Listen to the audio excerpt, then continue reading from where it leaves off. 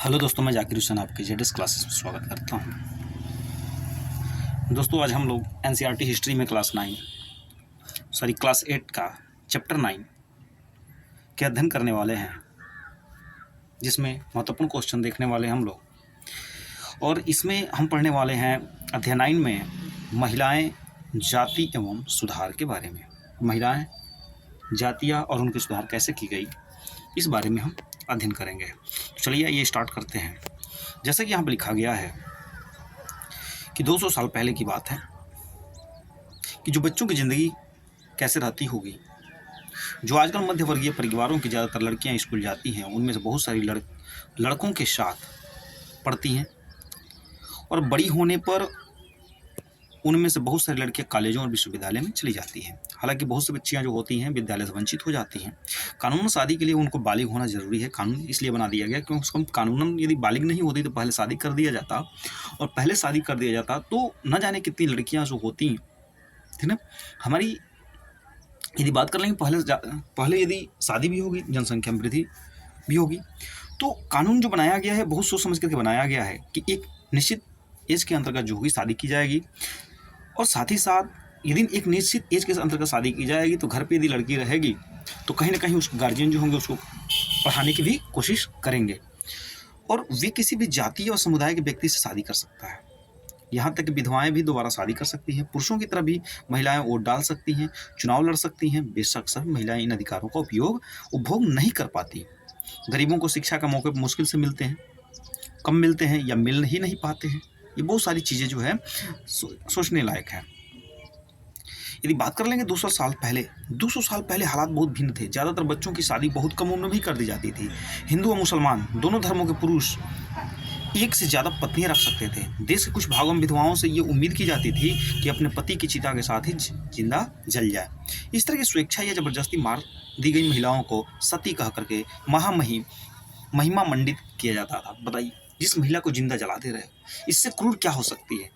जिस महिला को जिंदा दफन कर दिया जा रहा है, जिस महिला को जिंदा पति के साथ चीते पे जलाई जाती है, इससे हमारी समाज को क्या सीख मिलती है। और तुम एक सती कह करके ठीक है अपने आप को गौरवान्वित महसूस कर रहे। ये हमारा ऐसा समाज था। सती शब्द का अर्थ था सदाचारी महिला। सती शब्द का अर्थ है सदाचारी महिला। संपत्ति पर भी महिलाओं के अधिकार बहुत सीमित थे। उनके जो अधिकार दिए गए थे वह संपत्ति पर अधिकार बहुत सीमित कर दिए गए थे। शिक्षा तक की महिलाओं को प्रायः कोई पहुंच नहीं थी। मतलब शिक्षाएं जो थी महिला ग्रहण नहीं कर सकती थी। देश के बहुत सारे भागों में लोगों का विश्वास था कि अगर औरत पढ़ लिखी, ऐसा विश्वास था कि अगर औरत पढ़ लिखी होगी वह जल्दी विधवा हो जाएगी। समाज में सिर्फ स्त्रियों और पुरुषों के बीच ही फर्क नहीं था। ज्यादातर इलाकों में लोग जातियों में बटे हुए थे। ब्राह्मण और क्षत्रिय खुद को ऊंची जाति मानते थे। इसके बाद व्यापार और महाजनी आदि से जुड़ी जातियां, जिन्हें प्रायः वैश्य कहा जाता था। जो व्यक्ति जो थे महाजन करते थे, जो व्यापार करते थे, उनको क्या कहते थे? वैश्य कहते थे। फिर काश्तकार, बुनकर, कुम्हार जैसे दस्तकार आते थे, जिन्हें शूद्र कहा जाता था। इस श्रेणी में सबसे कम निचली पायदान पर ऐसी जातियां थी जो गांव शहरों में साफ सुथरा रखती थी, ऐसे काम धंधे करती थी जिन्हें ऊंची जातियों को लोग दूषित कार्य मानते थे। देखिए, समाज में कैसे एक बधा हुआ था, यानी कि ऐसे काम जिनकी वजह से इनकी जातियां भ्रष्ट हो जाती थी, उनको दूषित वर्ग कहते थे।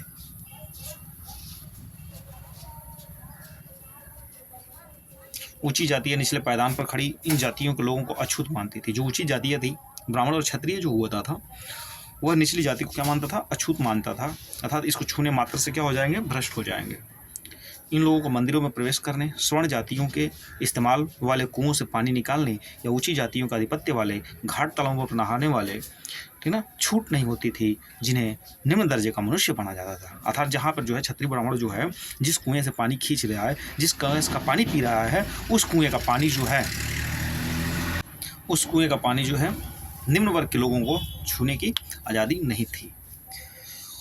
19वीं सदी और 20वीं सदी के दौरान इनमें से बहुत सारे कायदे, कानून और नजरिए धीरे धीरे बदलते गए। आइए देखिए, परिवर्तन की दिशा में उठते कदम, परिवर्तन कैसे, चेंजिंग कैसे हुआ, इन सब के बारे में देखते हैं। बात है 19वीं सदी की शुरुआत में, जब 19वीं सदी चल रही थी उसी के प्रारंभ में क्या हुआ कि सामाजिक रीति रिवाजों और मूल्यों मान्यताओं से बहुत सारी बहस मुबाहिसे और चर्चाओं का स्वरूप बदलता गया। धीरे धीरे समाज में परिवर्तन देखने को मिलने लगा। इसकी अहम वजह क्या थी कि संचार के नए तरीके विकसित हो रहे थे।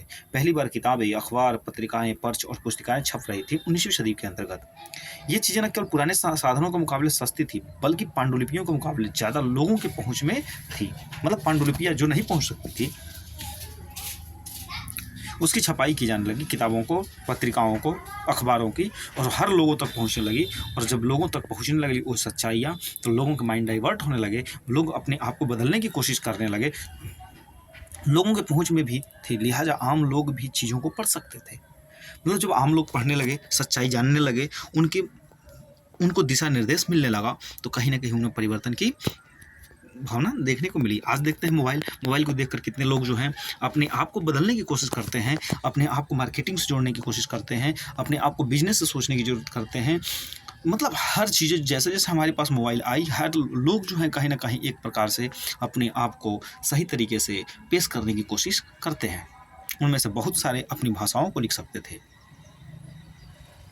उसके बाद देखते हैं कि शहरों में तमाम तरह के सामाजिक, अब देखिए शहरों में तमाम तरह के सामाजिक, राजनीतिक, आर्थिक और धार्मिक मुद्दों पर पुरुषों के बीच चर्चा होती थी। मतलब लोग जो है शहरों में समाज के रूप में सोशल देखा जाए, यदि पॉलिटिकल देखा जाए, इकोनॉमिकली देखा जाए, या रिलीजन्स के रूप में देखा जाए, तो लोग जो है इन पे क्या करते थे, बात करते थे शहरों में, और चर्चाएँ होती थी। और यह चर्चाएँ जब होती थी तो आम जनता तक पहुँच सकती थी और सामाजिक परिवर्तन के आंदोलनों से जुड़ी होती थी। यदि वहीं बात कर लेंगे, अक्सर भारतीय सुधारकों और सुधार संगठनों की तरफ से शुरू होती थी। राजा राम मोहन राय की बात कर ले, जो समाज सुधारक थे, 1772 से लेकर के 1833 इसी तरह के लिए ये सुधारक थे। ये समाज सुधारक थे, ये समाज को सुधारना चाहते थे। उन्होंने क्या किया कि कलकत्ता में ब्रह्म समाज के नाम से एक सुधारवादी, मतलब ब्रह्म समाज के नाम से एक सुधारवादी संगठन बनाते हैं, जिसे ब्रह्मो समाज के नाम से जाना गया। राजा राम मोहन राय जैसे लोग समाज सुधारक इसलिए कहा जाता है क्योंकि वे मानते थे कि समाज में परिवर्तन लाना और अन्यायपूर्ण तौर तरीकों से छुटकारा पाना जरूरी है। यदि समाज के अंदर कोई कुरीतियाँ फैली हुई है तो उसको मानना या एक रूढ़िवादिता हो जाना, इसमें परिवर्तन करना हमारे लिए क्या है, बहुत जरूरी है। तो इसलिए वो चाहते थे कि समाज के अंदर क्या हो, बुराइयाँ खत्म हो और सबके अंतर्गत जो है एक दूसरे की समझने की भावना जागृत हो। इसलिए जो है उन्होंने कलकत्ता के अंतर्गत 1772 से लेकर 1833 के बीच तक जो है ये समाज सुधारक के रूप में काम किए। और उनका जो संगठन था वो क्या था, ब्रह्म समाज था। ये देखिए कह रहे हैं कि बार बार प्रेरित किया जाना चाहिए कि पुराने व्यवहार को छोड़ करके हमें जीवन का नया ढंग अपनाना चाहिए। राजा राम मोहन राय देश में पश्चिमी शिक्षा प्रचार करने और महिलाओं के लिए ज़्यादा स्वतंत्रता व समानता पक्षधर थे। और राजा राम मोहन चाहते थे कि देश में पश्चिमी सभ्यता लाया जाए। जो पश्चिमी सभ्यता में क्या है कि जो पढ़ाई लिखाई महिलाओं को दी जा रही है, जो उनको आज़ादी दी जा रही है, उस प्रकार का जो है महिलाओं को आज़ाद किया जाए, स्वतंत्रता की जाए और सबके बीच इक्वालिटी की भावना जागृत की जाए। पुरुषों और महिलाओं के बीच जो है इक्वालिटी की भावना दी जाए, समानता की भावना दी जाए, उनको भी अपना मत रखने का अधिकार दिया जाए। उन्होंने इस बारे में लिखा कि किस तरह की महिलाओं को जबरन घरेलू कामों में बांध कर रखा जाता था। उनकी दुनिया घर और रसोई तक ही सीमित कर दी जाती थी और उन्हें बाहर जाकर पढ़ने लिखने की इजाज़त नहीं दी जाती थी। आज भी जो है कुछ लोग इस प्रकार के दूषित दिमाग वाले हैं जो आज भी अपनी बहन बेटियों को जो है बाहर पढ़ने नहीं देते हैं, उनको समाज से मतलब बिल्कुल अलग रखते हैं। इस प्रकार की भावना को हमें दूर करनी चाहिए। अब देखते हैं विधवाओं की ज़िंदगी में बदलाव लाने की कोशिश, किस प्रकार की कोशिश की जा रही है कि जो विधवाएं हैं उनके जीवन को बदलाव लाया जाए। राजा राम मोहन राय इससे काफ़ी दुखी थे कि विधवाओं और औरतों को अपनी ज़िंदगी भारी कष्टों का सामना करना पड़ता था। होता क्या था कि यदि किसी महिला की पति मर गया तो या तो वो सती हो जाए, या तो वो क्या करे कि पूरा अपना जीवन जो है, ठीक ना, मतलब विवाह न करे, पुनर्विवाह न करे। इसलिए उनका जीवन बहुत ही कष्टदायक होता था और समाज में उनके प्रति बहुत ही बुराइयां होती थी। समाज उनको देखना नहीं चाहता था, इसकी वजह से समाज को भी बहुत झेलना पड़ता था। तो राजा राम मोहन इसके क्या करना चाहते, बदलना चाहते थे। इसी बात को ध्यान में रखते हुए सती प्रथा के खिलाफ मुहिम छेड़ी थी। राजा राम मोहन राय संस्कृत, फारसी एवं अन्य भारतीय व यूरोपीय भाषाओं के अच्छे ज्ञाता थे। अच्छे ज्ञाता होने का कारण क्या था कि वह उन दिनों जो है वो लोग दूर दूर तक यात्रा करते थे, लोगों से मिलते थे और उनकी एक भाषाओं को जानने की क्या करते थे, कोशिश करते थे। उन्होंने अपने लेखन के जरिए सिद्ध करने का प्रयास किया कि प्राचीन ग्रंथों में विधवाओं को जलाने की अनुमति कहीं नहीं थी। उन्होंने बताया, राजा राम मोहन राय ने, कि यदि ऋग्वेद, अथर्ववेद, सामवेद, यजुर्वेद उठा लिया जाए, या हमारी पुराणों को उठा लिया जाए, या किसी भी कांड को उठा लिया जाए, किसी के अंतर्गत जो है कोई धार्मिक किताब उठा लिया जाए, किसी भी धार्मिक किताबों के अंतर्गत ये नहीं दिया गया है कि महिलाओं को क्या किया जाए, जला दिया जाए, महिलाओं को विधवा रखा जाए। ये जो है हमारी समाज जो है इनको रखती थी।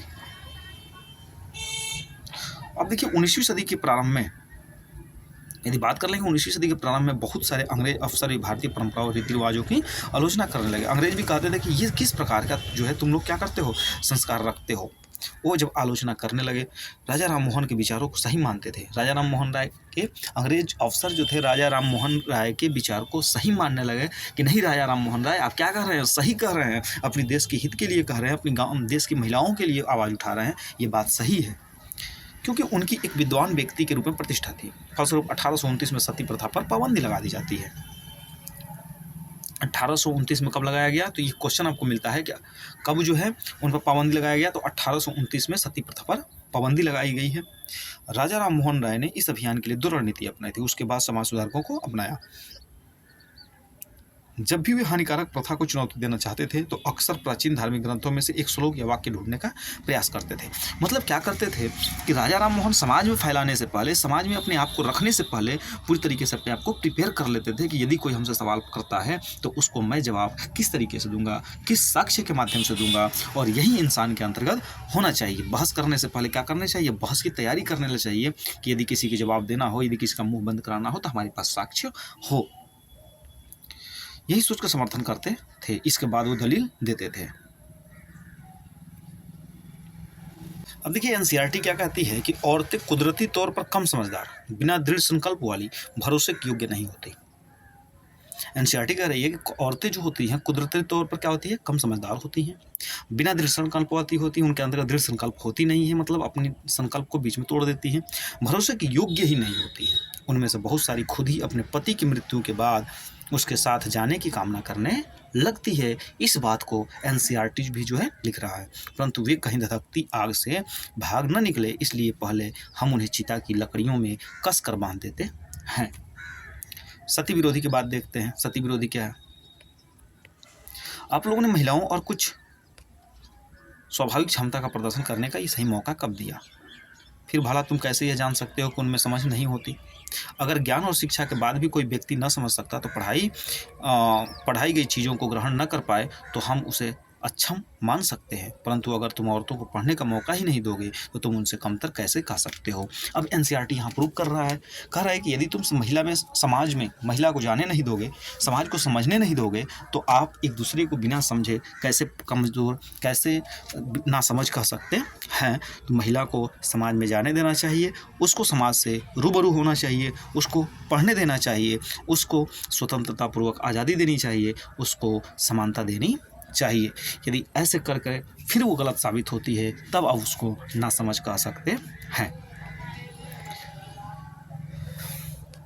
उदाहरण के लिए क्या है, प्रसिद्ध सुधारक ईश्वर चंद्र विद्यासागर ने भी विधवा विवाह के पक्षधर थे। अब दूसरा क्वेश्चन क्या मिल रहा है कि विधवा विवाह के पक्षधर कौन थे, ठीक ना, विधवा विवाह के विरोधी कौन थे, तो इस समाज सुधारक कौन थे, ईश्वर चंद्र विद्यासागर।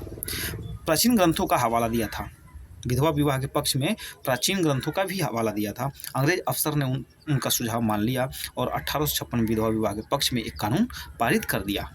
जो विधवाओं के विवाह का विरोध करते थे उन्होंने विद्यासागर का भी विरोध किया और यहाँ तक कि उनका बहिष्कार कर दिया। उदाहरण के लिए प्रसिद्ध समाज सुधारक कौन थे, ईश्वर चंद्र विद्यासागर ने भी विधवा विवाह के पक्ष में प्राचीन ग्रंथों का भी हवाला दिया। वो भी प्राचीन ग्रंथ का क्या दिया कि हवाला दिया कि विधवा विवाह के बारे में कुछ ऐसा नहीं है कि यदि उसका पति मर जाएगा तो क्या रहेगी, विधवा ही रहेगी। अंग्रेज सरकार ने उनका सुझाव मान लेता है और 1856 में विधवा विवाह के पक्ष में क्या कर दिया, कानून पारित हुआ। 1829 में कौन सा कानून पारित हुआ, सती प्रथा को बंद कर दिया गया। 1856 में कौन से बंद किया जा रहा है, विधवा विवाह कानून पारित किया जा रहा है। 19वीं सदी के उत्तरार्ध में विधवा विवाह के पक्ष में चलाया जा रहा आंदोलन देश के अन्य भागों में भी तेजी से क्या हो गया, फैल गया। कि क्योंकि समाज में हर तरह से फैली हुई थी तो समाज जगह जगह क्या करने लगा, इसको कवर करने लगा। मद्रास प्रेसिडेंसी के तेलुगु भाषाई वीरेश लगम तुंतुलु ने विधवा विवाह के समर्थन में एक संगठन बनाया। लगभग उसी समय बम्बई में युवा बुद्धिजीवियों और समाज सुधारकों के विधवा विवाह के प्रचार प्रसार का संकल्प लिया कि वो लोग क्या करेंगे, विधवा विवाह को अब क्या करेंगे, विधवा विवाह मतलब पुनर्विवाह पर उन लोगों ने क्या किया, बल दे दिया। उत्तर में आर्य समाज की स्थापना करने वाली स्वामी दयानंद सरस्वती ने विधवा विवाह का समर्थन कर दिया। कहा कि नहीं, यदि जो महिलाएं विधवा हैं उनको पुनर्विवाह कराई जाए। दयानंद सरस्वती ने भी इसका क्या किया, समर्थन कर दिया। यहाँ देखते हैं इसके बाद भी विवाह करने वाली विधवा महिलाओं की संख्या काफ़ी कम थी। फिर इसके बाद भी इतनी अंग्रेजों ने 1856 में विधवा विवाह पर कानून पारित कर दिया। ईश्वरचंद विद्यासागर जो है इनके जो है पक्ष में है, विधवा विवाह के पक्ष में है। बम्बई में जो है बुद्धिजीवियों का भी, जो युवा बुद्धिजीवी थे उन्होंने भी समर्थन कर दिया। दयानंद सरस्वती ने भी समर्थन कर दिया। फिर भी विधवा महिलाएं जो है शादी करने को तैयार नहीं है। विवाह करने वाली विधवाओं को समाज में आसानी से स्वीकार नहीं किया जाता था, क्योंकि हम मान तो लेते थे, लेकिन वो महिलाएं शादी करने का अनुमति तो दे दिया है, लेकिन शादी करे तो कौन करे। इस तरह रूढ़िवादी तबके पर नया कानून का विरोध करते रहे। अब देखते हैं लड़कियां स्कूल जाने लगती हैं। बहुत सारे समाज सुधारकों को लगता था कि महिलाओं की दशा सुधारने के लिए लड़कियों को शिक्षित करना जरूरी है। कलकत्ता में विद्यासागर और बम्बई में बहुत सारे अन्य सुधारकों ने लड़कियों के लिए स्कूल खोले। एक है कलकत्ता में विद्यासागर, बम्बई में बहुत सारे समाज सुधारक जो थे, बुद्धिजीवी प्राणी लोग थे, वह क्या करते हैं, लड़कियों के लिए स्कूल खोलते हैं। 19वीं सदी के मध्य में तब जब इस तरह के प्राथमिक स्कूल खुले तो बहुत सारे लोग इस डरते थे कि लोगों को भय था कि स्कूल वाले लड़कियों को घर से निकाल ले जाएंगे और उन्हें घरेलू कामकाज नहीं करने देंगे। स्कूल जाने की लड़कियों को सार्वजनिक स्थानों से लड़कियों को गुजर कर जाना पड़ता था। बहुत सारे लोग का लगता था कि इस लड़कियां बिगड़ जाएंगी। मान्यता था कि लड़कियों को सार्वजनिक स्थानों से दूर रखना चाहिए। फलस्वरूप 19वीं सदी में पढ़ने लिखने वाली ज़्यादातर महिलाओं को उदार विचारों वाले पिता या पति ही देखरेख पर घर ही पढ़ाया जाता था। मतलब उसमें भी आज़ादी दी गई, लेकिन जो लोग सक्षम थे वह जो गुरुओं को घर बुला करके, टीचरों को घर बुला करके महिलाओं को पढ़ाते थे। लेकिन आज भी विचारधारा कहीं ऐसी नहीं है। आज भी विचारधारा लोगों के बीच ऐसी बनी हुई है कि यदि हमारी घर की महिलाएं, घर की लड़कियां जो है बेटियां पढ़ने जाएंगी तो उनको सार्वजनिक स्थानों से गुजरना पड़ेगा और कहीं ना कहीं वो समाज के अंतर्गत जाकर के बिगड़ न जाए, कैरेक्टरलेस न हो जाए।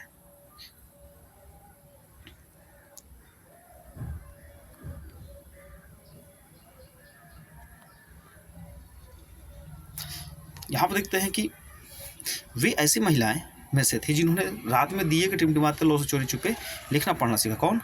रस सुंदरी देवी एक ऐसी महिला थी जिन्होंने रात के दिए के टिमटिमाते लो में चोरी छिपे ही लिखना पढ़ना सीखा था। 19वीं सदी के आखिरी में आर्य समाज द्वारा पंजाब में और ज्योतिराव फुल्ले द्वारा महाराष्ट्र में लड़कियों के लिए स्कूल खोले गए। मतलब आर्य समाज कहाँ खोलता है? पंजाब में। ज्योतिराव फुल्ले कहाँ खोलते हैं? महाराष्ट्र में। किसके लिए? महिलाओं के लिए, लड़कियों के लिए स्कूल खोले जाते हैं। उत्तर भारत के कुलीन मुस्लिम परिवारों की महिलाएं अरबी में कुरान शरीफ पढ़ना सीखने लगी। उन्हें घर पर ही पढ़ाने के लिए शिक्षिकाएं रखी जाती थी। इस स्थिति को देखते हुए मुमताज़ अली जैसे समाज सुधारकों ने कुरान शरीफ की आयतों का हवाला देकर कहा कि महिलाओं को भी शिक्षा का अधिकार मिलना चाहिए। कौन कह रहे हैं? ये हमारे मुमताज़ अली साहब जो है कह रहे हैं कि महिलाओं को भी शिक्षा का अधिकार होना चाहिए। 19वीं सदी के आखिर में उर्दू में उपन्यास का सिलसिला शुरू हुआ और उपन्यासों में महिलाओं को इस बात के लिए प्रोत्साहित किया जाता था कि धर्म और घरेलू समाज के बारे में पढ़ें। अब देखते हैं महिलाओं के बारे में महिलाएं लिखने लगी। 20वीं सदी की शुरुआत में ही बहुत सारी मुस्लिम महिलाओं ने महिला शिक्षा को बढ़ावा देने के लिए अहम भूमिका अदा की। जैसे भोपाल की बेगमों ने अलीगढ़ में लड़कियों के लिए प्राथमिक स्कूल खोला। बेगम रुकैया सखावत हुसैन भी इस दौर की एक प्रभावशाली महिला थी। वह भी क्या चाहती थी कि महिलाओं को शिक्षा देनी चाहिए, और जैसे ही महिलाओं को मौका मिला उन लोगों ने अपने महिलाओं के लिए, लड़कियों के लिए स्कूल खोलना शुरू कर दी, जिन्होंने कलकत्ता और पटना में मुस्लिम लड़कियों के लिए स्कूल खोले। वह रूढ़िवादी विचारों की कटु आलोचक थी। कौन? बेगम रुकैया। जैसे उनको पता चला, वह लोगों की सहायता से क्या करती है, एक स्कूल खोलती है। और कहाँ खुल रहा है स्कूल? कलकत्ता, पटना, और वहाँ पे स्कूल खुल रहा है और लोग इनको पढ़ने के लिए क्या दी जा रही है? आज़ादी दी जा रही है। उनका मानना था कि प्रत्येक धर्म के धार्मिक नेताओं ने औरतों को निचले दर्जे में रखा है। यहाँ तक कि 1880 के दशक तक आते आते भारतीय महिलाएं विश्वविद्यालयों में प्रवेश लेने लगी। 1880 में महिलाएं विश्वविद्यालयों में प्रवेश लेने लगी। कुछ चिकित्सक और शिक्षिका बन गई। बहुत सारी महिलाएं लिखने लगीं। समाज महिलाओं की स्थिति पर अपने आलोचनात्मक विचार प्रकाशित किए। पूना में घर पर ही रह करके शिक्षा प्राप्त करने वाली ताराबाई शिंदे। कौन है? ताराबाई शिंदे। स्त्री पुरुष तुलना के नाम से एक किताब प्रकाशित की। स्त्री और पुरुष तुलना के नाम से किताब प्रकाशित की जाती है, जिसमें स्त्री और पुरुष की तुलनाओं के बारे में बताया जाता है कि पुरुष और स्त्री के बीच कैसे तुलना की जाती है, कैसे उनको नीचे रखा जाता है, कैसे नेता जो है उनको दबा करके रखते हैं। आगे देखते हैं संस्कृत की महान विद्वान कौन? पंडित रमाबाई। कौन है? पंडित रमाबाई हैं। पंडित रमाबाई का मानना था कि हिंदू धर्म महिलाओं का दमन करता है। कौन करता है? महिलाओं का दमन करता है। ऊंची जातियों की हिंदू महिलाओं की दुर्दशा पर एक किताब भी लिखी थी। उन्होंने पूना की एक विधवा गृह में स्थापना की। ससुराल वालों के हाथों अत्याचार झेल रही महिलाओं को पनाह दी जाती थी। वह महिलाओं को ऐसी चीज़ें सिखाई जाती थी जिसके सहारे वह अपनी रोजी रोटी चला सके। जाहिर है कि इन बातों से रूढ़िवादी खेमे के लोग अब आग बबूला हुए। उदाहरण के लिए यदि बात कर लें कि सारे हिंदू राष्ट्रवादियों को लगने लगा था कि हिंदू महिलाएं पश्चिमी तौर तरीकों अपना रही हैं, जिससे हिंदू संस्कृति भ्रष्ट होगी और पारिवारिक संस्कार नष्ट हो जाएंगे। रूढ़िवादी मुसलमान भी इन बदलावों को नतीजे को लेकर चिंतित थे। मुसलमान भी चिंतित थे, लेकिन यहाँ पर देखा जा रहा है कि हिंदू महिलाएं भी, हिंदू पुरुष भी क्या है, बहुत ज़्यादा चिंतित हैं। जैसा कि आप देख सकते हैं कि 19वीं सदी के आखिर तक खुद महिलाएं भी सुधारों के लिए बढ़ चढ़कर प्रयास करने लगी थी। जब 19वीं सदी आ रही है, इसमें महिलाएं जो है खुद बढ़ चढ़ कर हिस्सा ले रही हैं। नहीं क्या करना चाहिए, हमें स्कूल खोलने चाहिए, हमें एक दूसरे को पढ़ाया चाहिए। तारा शिंदे हैं, रुकैया बेगम है, रुकैया बेगम शेखावत हैं, ठीक है। उन्होंने किताबें लिखी, पत्रिकाएं निकाली, स्कूल प्रशिक्षण केंद्र खोले, महिलाओं को संगठित किया। 20वीं सदी की शुरुआत में महिलाओं को मताधिकार का अधिकार मिल गया। बेहद स्वास्थ्य सुविधाएं और शिक्षा के अधिकार के बारे में कानून बनवाने के लिए राजनीतिक दबाव समूह बनाने लगी थी। उनमें से कुछ महिलाओं ने 1920 के दशक के बाद विभिन्न प्रकार के राष्ट्रवादी और समाजवादी आंदोलनों में भी हिस्सा लिया। बात आते हैं 20वीं शताब्दी में। जवाहरलाल नेहरू, सुभाष चंद्र बोस जैसे नेताओं ने महिलाओं के लिए अधिक स्वतंत्रता और स्वतंत्रता की मांग का समर्थन किया। कहा कि नहीं महिलाओं को समानता देनी चाहिए, समर्थन हम करते हैं इस चीज़ों का। राष्ट्रीय नेताओं ने आश्वासन दिया कि स्वतंत्रता मिलने पर सभी पुरुषों और महिलाओं को वोट डालने का अधिकार भी दे दिया जाएगा।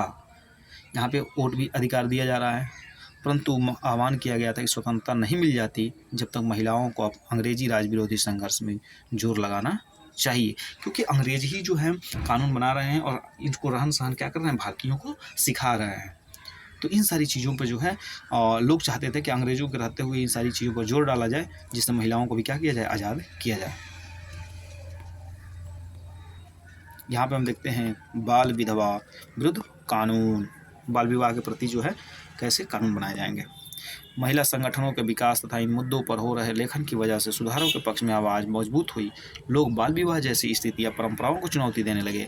केंद्रीय विधानसभा में बहुत सारे सांसद थे जिन्होंने बाल विवाह पर पाबंदी हेतु कानून बनाया, संघर्ष किया। 1929 में बाल विवाह निषेध अधिनियम पारित हुआ। क्वेश्चन एक यहाँ मिल रहा है आपको कि 1929 में बाल विवाह निषेध अधिनियम पारित हुआ, मतलब कब बाल विवाह, तो 1929 में।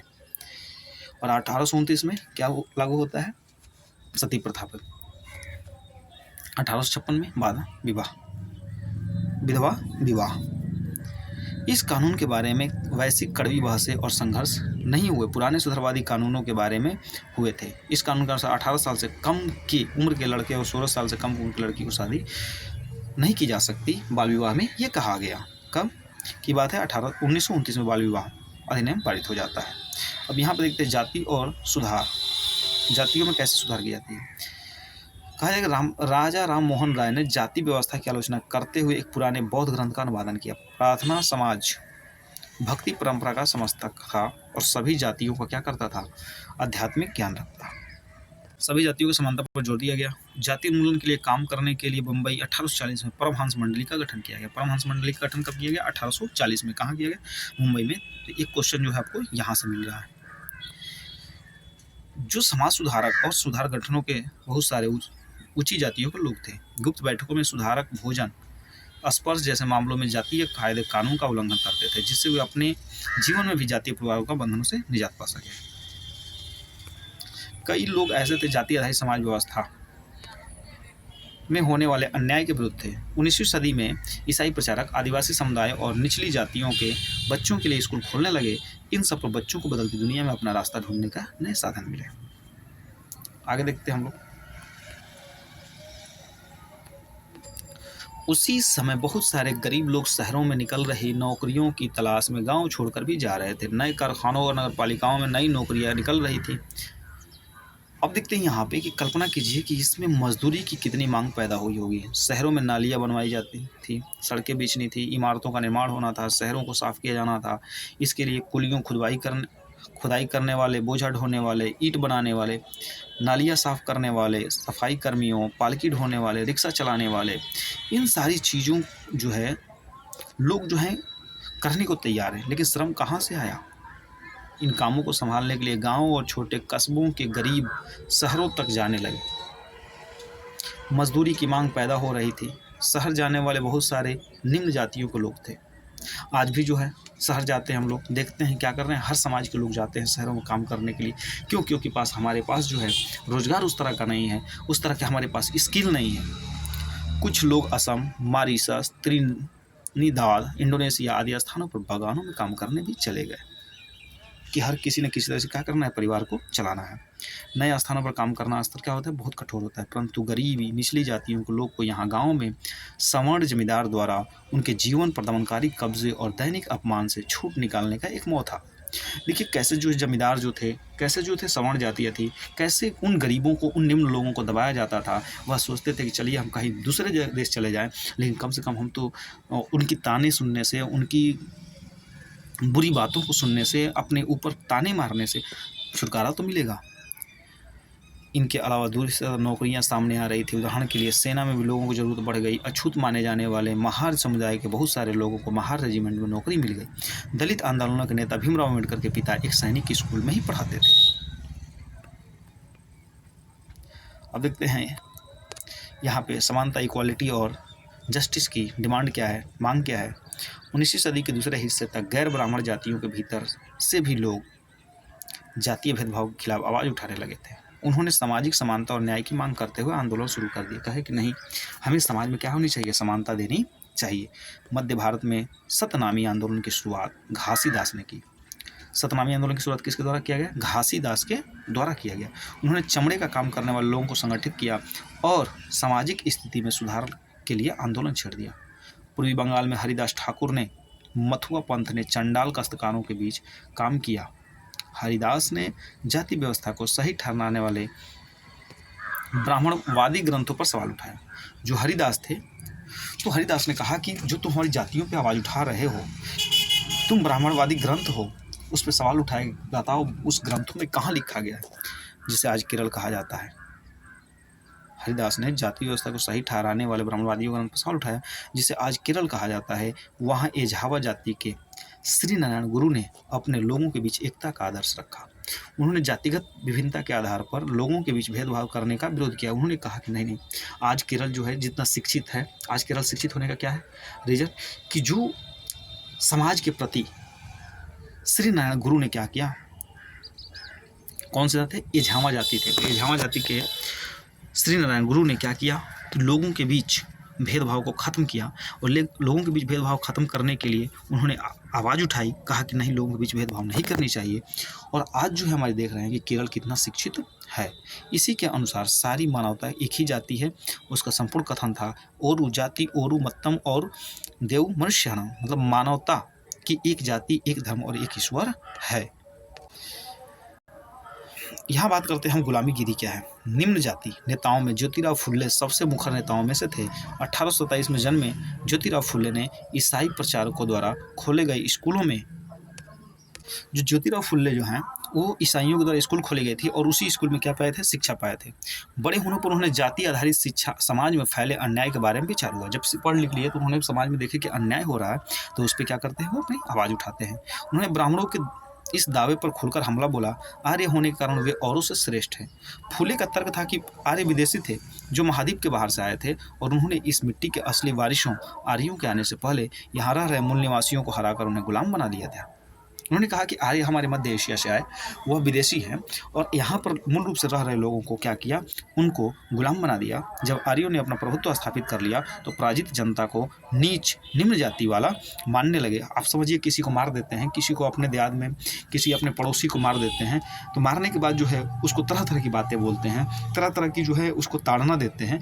तो उसी तरह से जब आर्य जो हमारी मध्य एशिया से भारत के अंतर्गत आते हैं, तो भारत के अंतर्गत यहाँ के लोगों के ऊपर जो है भारी पड़ जाते हैं, उनको दबा देते हैं और जब दबा देते हैं तो वहाँ के लोगों को क्या बोलते हैं, नीच बोलते हैं। फुले के अनुसार ऊंची जातियों का उनकी ज़मीन और सत्ता पर कोई अधिकार नहीं है। यहाँ धरती यहाँ की देसी लोगों की है, कथित निम्न जाति के लोगों की है। फुले ने दावा किया कि आर्यों के शासन से पहले यहाँ सवर्ण युग था। तब योद्धा किसान जमीन जोतते थे और मराठा देहात पर न्याय संगत और निष्पक्ष तरीके से शासन करते थे। उन्होंने सुझाव दिया कि शूद्रों के अंतर्गत श्रमिक जाति और अति शूद्रों का मतलब अछूत जाति के बीच भेदभाव खत्म करने के लिए संगठित होना चाहिए। बात करते हैं यहाँ पे कि 1873 में ज्योतिराव फुल्ले ने गुलामगिरी मतलब गुलामी नामक एक किताब लिखी। इसमें लगभग 10 साल पहले अमेरिका गृह युद्ध हो चुका था, जिसके फलस्वरूप अमेरिका में दास प्रथा खत्म कर दी गई थी। फुल्ले ने अपनी पुस्तक उस सभी अमेरिकियों को समर्पित उन्होंने गुलामों को मुक्ति दिलाने के लिए संघर्ष किया था। इस तरह उन्होंने भारत की निम्न जातियों और अमेरिका के कार्य गुलामों की दुर्दशा को एक दूसरे से जोड़ा। कहा कि देखो, अमेरिका के अंतर्गत जो है यदि निम्न जातियों के बीच भेदभाव किया जा रहा था, तो वहाँ पर जो है किस प्रकार से गुलामी को छेड़ा जाता है, किस प्रकार से जो है युद्ध होता है और वहाँ की गुलामी खत्म कर दी जाती है, और एक हमारे यहाँ जो है भारत के अंतर्गत भी गुलामगिरी चल रही है।